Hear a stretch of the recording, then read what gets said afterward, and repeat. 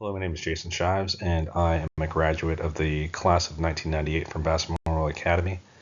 And I wanted to share with you my presentation I gave to the Executive Committee on January 7th, 2025. So I'd like to share a little bit about my story. My Bass story is, I think it's a little bit of a unique one. I was not raised in the Seventh-day Adventist Church up until about ninth grade. My family was new to the faith. We were not Seventh-day Adventists. We weren't really much of any type of religion. My dad was in the military. Just moved back from Japan. We were living overseas and moved to the Pensacola area, and we got an opportunity to attend an evangelistic series that was put on at the University Parkway Seventh-day Adventist Church in Pensacola, hosted by the pastor at the time was David Hartman. And through that series of meetings, we had these new convictions, and we joined the church, and quickly noticed that there's things that I like to do in high school sports and different things like that, social events that I felt convicted were against my new beliefs. But it was going to be a financial sacrifice to send the kids in our family to a private school. Bass Academy cost money, and we were used to paying nothing for public school, and so we didn't have the resources. But there was a volunteer recruiter that came to our house and saw our need, and that gentleman's name was DJ Yerk. Some people call him the man in the van. I remember him coming up to our house when I was a freshman in high school, halfway through the school year, and saying, Jason needs to come to Bass, and what can we do to make it happen? And we sat there, and I know he sat in my parents' house there for a couple of hours, and we prayed, and he said, I've got just the man that will be a sponsor for Jason. And I found out later through other people that DJ didn't have a sponsor other than himself. He gave sacrificially, and it's because of his sacrifice, multitudes of young people were able to come. I think he ended up spending a significant amount of his retirement on helping young people achieve a Seventh-day Adventist education, and I'm indebted to him for that. And unfortunately, DJ died about 10 years ago, but his legacy lives on through those of us that were impacted by his sacrifice. And I just want to mention, my dad had made the comment to me. He said, Jason, you and your two younger brothers were still in school when we became Adventists, and you guys had the opportunity to go through Bass Academy and our Adventist education system. Your two older sisters were adults at the time. They'd already left the house and were married. And that's one of the main reasons I believe that your lives turned out the way they did. And your sisters had more of a rocky life. Both of them had been divorced, and their kids not involved in church, while you and your two younger brothers are, you married within the church and have spouses that have the same values as you, and you guys have had strong marriages and have kids that are active in church and attending the Adventist schools. I think a lot of that has to do with the fact that you were raised that way, and I think there's some information and some data that actually proves that that's not just isolated to our family's experience. Well, the question is our story just the anecdotal story, or are there sources of data that actually show that Adventist education does have an impact on young people and their future religious convictions and decisions? Well, the Value Genesis studies were groundbreaking in the Adventist Church, and was headed up by Dr. Bailey Gillespie from La Sierra University. And at his memorial service when he passed in 2017, Professor Richard Rice mentioned that Dr. Gillespie's goal was to discover what makes Adventist young people accept or reject the faith of their parents, and what could the church do about it.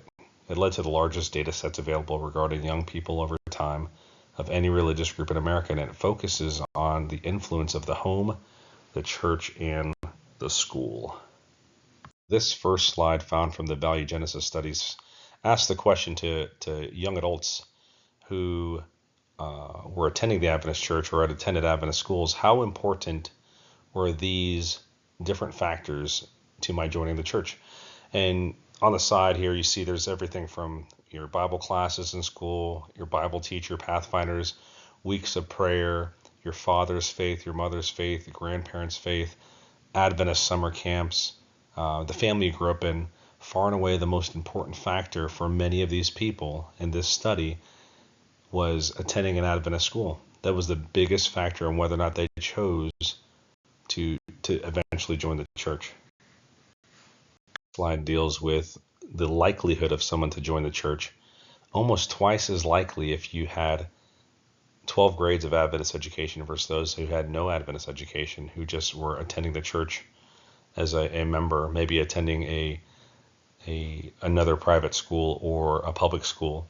And just goes to show, even if you just had some Adventist education, it was a strong predictor of your later joining of the Adventist church. Studies also showed that you were more likely to attend church regularly, not only join the church, but attend it regularly, the more years you spent in Adventist education. In fact, there was a 4.5 times more likely to be more of an infrequent, no church attendance member if you did not go to an Adventist school. Slide talks about your likeliness to join and remain in the church. Once again, it shows that those with more years in Adventist education were more likely to join and stay in the church versus those who did not have an Adventist education. In fact, they had a significantly higher chance of never joining the church at all, almost 40% versus less than 2% in those who had significant Adventist education experience. This study just goes to show that you had a 4 times greater chance of leaving the church if you did not have that foundational education in an Adventist school system. In fact, they found that you were more likely 10 years later to remain an Adventist, 91% versus 65% for those who attended Adventist schools. What about your likelihood to be baptized? Well, those who attended Adventist schools were more likely to also be baptized. They made the commitment to Jesus. It was more evident in those that were Adventist school attendees. It wasn't impossible for those that didn't have an Adventist education, but it was definitely more likely. More likely if you were brought up with Adventist education. And in this right here, we find that Adventist Academy graduates were more likely to be baptized and attending members of their churches versus those who graduated from public school. So we see here these data points go to show us that Adventist education makes a huge difference in your future decisions spiritually. I mean, if you think about it, it's, if you're hearing about Jesus and your teachers are praying and your friends are, the cool thing to do at an Adventist school. I mean, the peer pressure is towards spiritual things. Well, with all this great information showing how important Adventist education is, why are these Adventist schools around the country struggling? Well, I want to point out a book that came out approximately 15 years ago by Pastor Shane Anderson, who is the senior pastor at the Pioneer Memorial Church. He wrote this when he was the senior pastor at the New Market Church near Shenandoah Valley Academy, and he documents watching an amazing educator and teacher who was able to turn around a struggling academy in SVA at the time. And there were some principles that he gathered from watching this gentleman, we'll talk about in a second. And if you haven't read this book, it's an excellent book to read, and I highly recommend it. The gentleman that was documented in this book as being kind of a revivalist amongst Adventist schools was Dr. Dale Twomley. So Dr. Twomley spent a significant time of his life in Adventist education, and was a teacher, excuse me, treasurer, business manager, principal, CEO of a multi-million-dollar company, and he started the School of Business at Andrews University.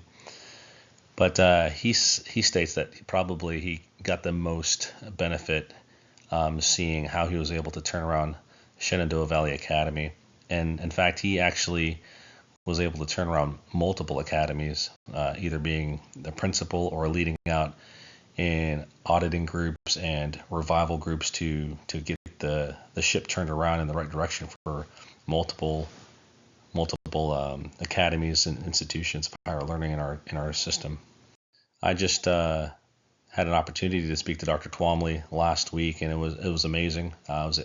We had a friend of a friend hooked us up, and I was able to explain to him the situation at Bass, and he said that he had mentioned that he had been the principal of Shenandoah 3 separate times, and each time he was able to take it from a struggling situation to one of a thriving situation, and that leadership makes a huge difference. And he was in 2009. This book was written. It documents how in less than 2 years he was able to take this SVA, this Shenandoah Valley Academy, from an enrollment of barely 100 to over 220 in a short period, just by casting a vision. And we'll talk about some of those principles here in a second. But he mentioned on the phone, he said, there's every struggling academy that I've ever helped has had similar characteristics that led to its failure. I've never been to an academy that could not be fixed if leadership is willing to make the right decisions and make them quickly. And many times we look at these things as financial issues, and the majority of the time it's not a financial issue, but it's a lack of good leadership or a lack of vision. So from watching Dr. Twomley do his thing there at SVA, Shane was able to put some of these principles in his book, and he states, the question is, what causes these schools to fail? They have so many similar characteristics. Well, these are the main things. He found that there's a lack of mission and identity, or an identity crisis is there. There's a lack of spiritual focus. It leads to a diminished sense of purpose and appeal. You're just kind of going through the motions at the school, and many times you forget why you're there in the first place. A lack of leadership and vision. There's a failure a lot of times to invest in strong visionary leaders, and this can lead to poor administration and stagnation of the morale in your school. Academic mediocrity. Perception is that these Adventist schools, they focus so much on spiritual things that their academics are subpar to public schools or other private schools, and that becomes a perception of many of your constituents. There's a disconnect with support. Weak relationships with parents and local church local churches leads to a lack of trust and support. And we've seen several of these things happen here at Bass itself. There was the conference pulled the kids out of the local church there a couple of years back, and that has proved to be detrimental to the spiritual environment over time. And there's also been I know there's definitely been some areas where there's been a lack of transparency and communication that definitely can been improved upon even in our own school. And then financial instability. We've talked about this, and Pastor Brian talked a lot about this in his town halls, but there's been rising costs coupled with lack of funding and motivated donors. People don't see a reason to invest in Bass right now. They want to see change, and or they're just not in tune to the needs. And then a resistance to change, often struggle to adapt to new trends, leaving them behind to innovative competition. So these are some of the negative things, or things that causes many of the schools to fail. How can we give Adventist education a fighting chance? And so it's kind of the opposite of the things that cause them to fail. It's like we need to recommit to the mission, return to the spiritual roots, embrace Adventist values and character development in our kids. These are super important. There was a huge push and excitement that started the schools, and many times we lose we lose that vision, and we need to return to those roots if we want to recapture it. Leadership development. Strong visionary leadership is necessary to navigate challenges and inspire stakeholders, and to create sustainable plans for the future. And making sure that you're not just throwing people just because they may be your friends, or they may be, the easiest person, but we take the time to pray, and we bring in visionary leaders, and then we help to support them in their efforts. Quality academics. We need to prioritize excellence through qualified and engaging teachers and innovative curricula. Strengthen relationships. Rebuild that trust and collaboration in major decisions with your local churches and your parents. Make sure your parents are in the know, and we've been working to try to bridge that gap with that church, the local church there, the Bass Church, and the school. We know that's it's been very detrimental to have those things split. The kids have complained about it, and it's been a recruiting obstacle for many people wanting to put their kids in at Bass, knowing that the school can't even get along with its local church. How are they supposed to provide good leadership and role modeling for their children? And then address the finances, creative and strategic fundraising, increase your donor base through relationship building. It's important to be able to market and make a difference in those relationships. It starts with befriending people, and there were people that felt like they didn't feel like there was a friendly atmosphere on campus, and that's something that needs to change. And market must effectively communicate your unique value proposition, combining spiritual with academics for holistic growth. It's been said, in many places that they haven't seen a recruiter in their church recently, and there's people that they wonder how Bass is even doing, and that shouldn't be the case. We need to work on trying to get in the forefront of all of our churches in our conference, to let them know that Bass is not only alive but alive and well, and it can be a place for your kids to grow.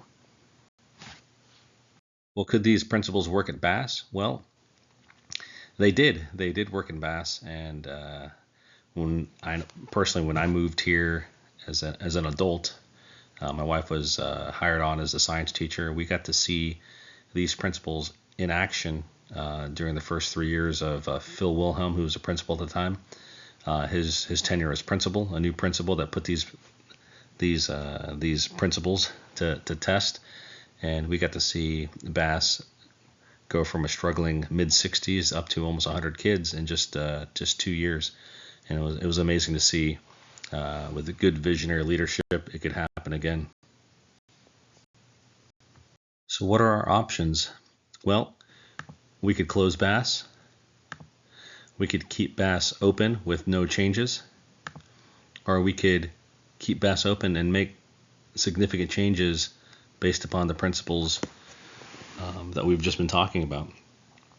So closing Bass, it seems like closing Bass would be kind of like, I like to call it the quit decision. I was thinking initially it would be the quick decision, but I think closing Bass actually would bring more problems than solutions.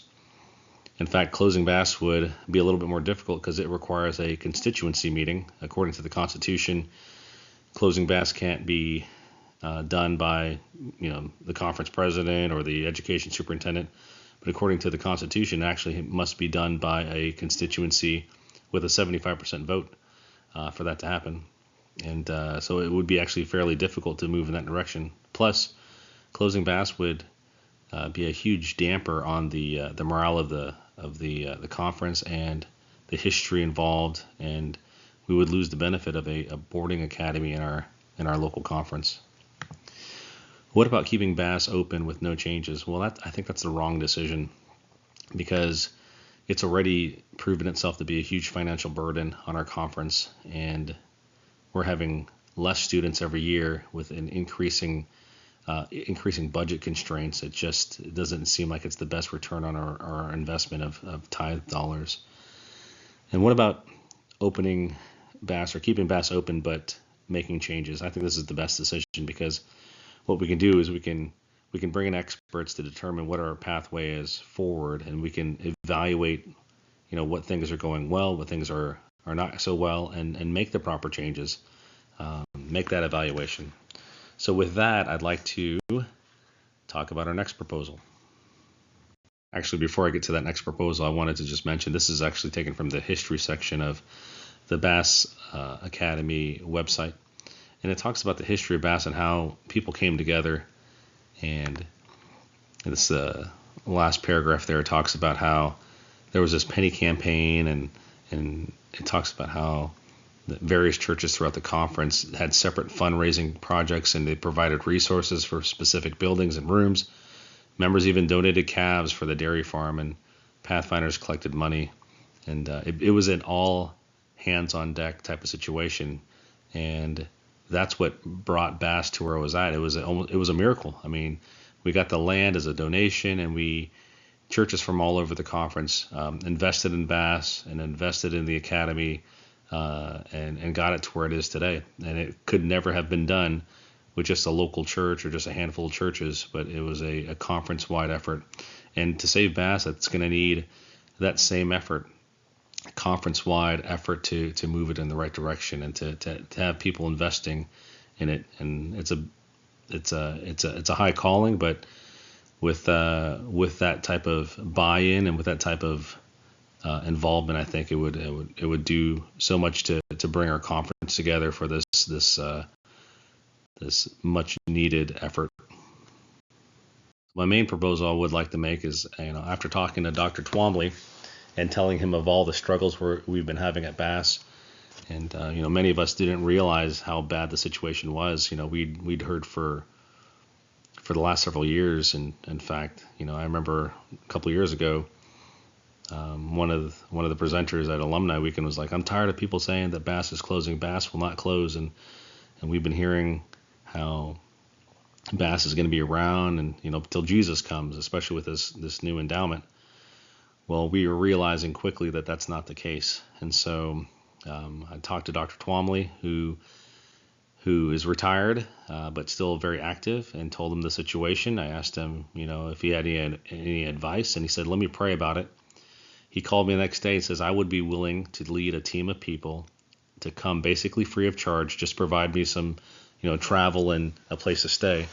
But I would bring a team of 3 to 4 seasoned, successful academy administrators. We would do 2 days of interviews. We would interview the staff, alumni, current students, and we'd take a look at the minutes from the BMA board and look at the finances and look at ways we can, make this work. And at the end of it, we would provide a letter with a summary and recommendations of what we think would make Bass viable again, and we'd give it to the board chairman, who's the conference president, within 5 days. And we would focus on the financial viability of keeping Bass open. And he said this audit would be done by no later than March 1st. So basically in less than 2 months, basically in 6 weeks, he would have this thing taken care of. And we'd have that information to be able to share to the executive committee when they meet again, and still give plenty of time for potential job changes if necessary. I know that's been a big thing from Pastor Brian, is giving the staff enough time to be able to find new jobs. But many of those new jobs aren't. You're still a significant amount of time in the school year left. And I had mentioned this to Dr. Twombly. He says, "Oh yeah, they'll have plenty of time to find new jobs by the time I'm done with my audit." So that was a non-issue. Anyways, so this is an amazing opportunity. I feel like God's opened this opportunity up. That Dr. Twombly also mentioned that he has access to several foundations that if he's involved, may be able to help significantly financially help with the situation.